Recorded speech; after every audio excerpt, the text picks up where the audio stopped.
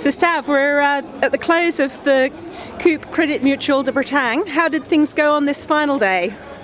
Well, they managed to get 3 races in today, which surprised some people because the wind was very light at the beginning, and as the day went on the wind seemed to grow in strength. But we got 3 races in, and I'm stood between 2 race winners, and not only 2 race winners but also the overall champion of the event as well.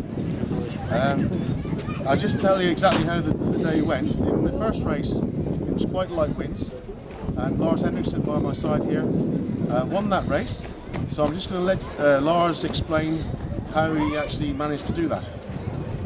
We had a good idea that the left side would pay off on the first speed, so we followed Martin's plan, which is to go left. When the wind direction is like this, it's normally the left side. Don't tell anybody. But and it worked out well. But actually on the second beat and the third beat, it was not so much left anymore. It was more right. But we were fortunate to be on the right side as well, a little bit on the right, and we tried just to play it safe. And we had, I think, overall a very good boat speed. And you know, when you're in the lead, it's easy, very easy.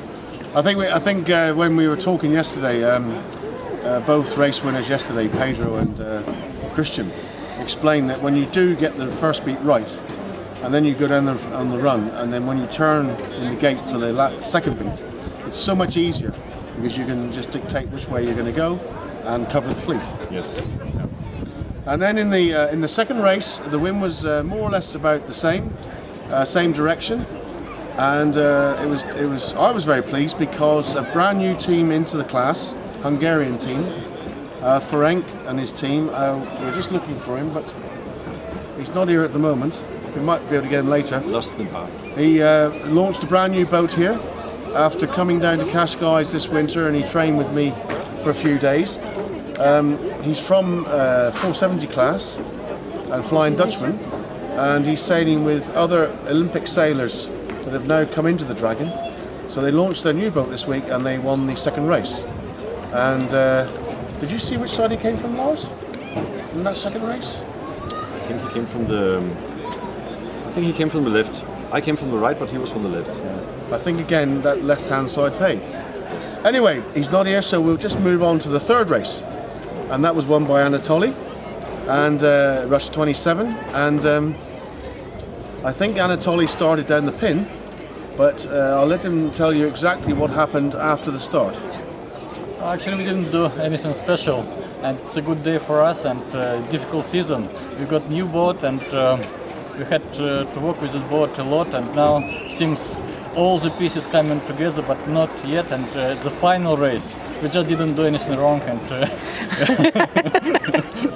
I hope it's coming. I saw one thing I saw was that we made a very good start in the middle of the line, and Anatoly was the first one to cross us. And the race officer made a little bit of a mistake, I think, because the wind was increasing and he kept the course very short. And what I've asked the chairman of the jury to do is to ask the race officer if he will make the first beat at least 2 miles, because we need the separation of the first beat. Once the first beat's over, the course can be much shorter.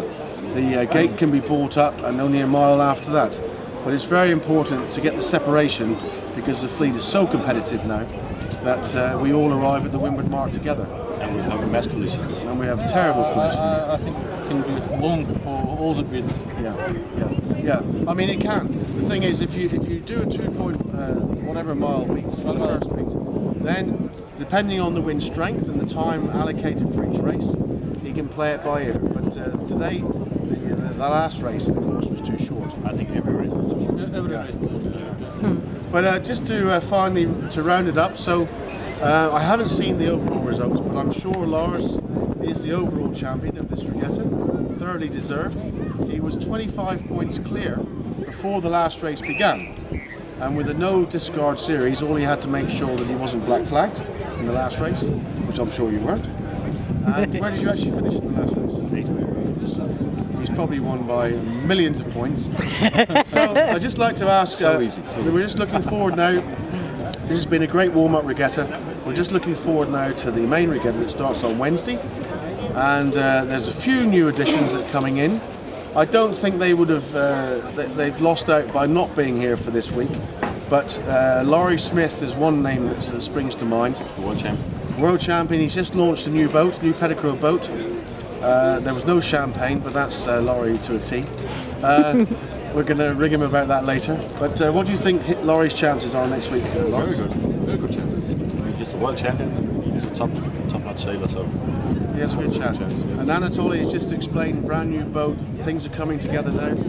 And it's all, the great thing is Wednesday, the sheet starts clean. We have 7 races. We do have 1 discard in this particular series, so everybody has a chance. If they do make a mess up or a gear breakage, they're still in the game, and it's not sudden death like this one. And with 80 boats competing, I think it's going to be a fantastic regatta. Great, well thanks Stav. So just to confirm, we've got a lay day tomorrow, so no report from us tomorrow, but we'll be back Wednesday hopefully with the first day's report from the main Grand Prix Guyader here in Douarnenez. So gentlemen, thanks very much everyone, and congratulations Lars. To the champ. Thanks guys. Thank you.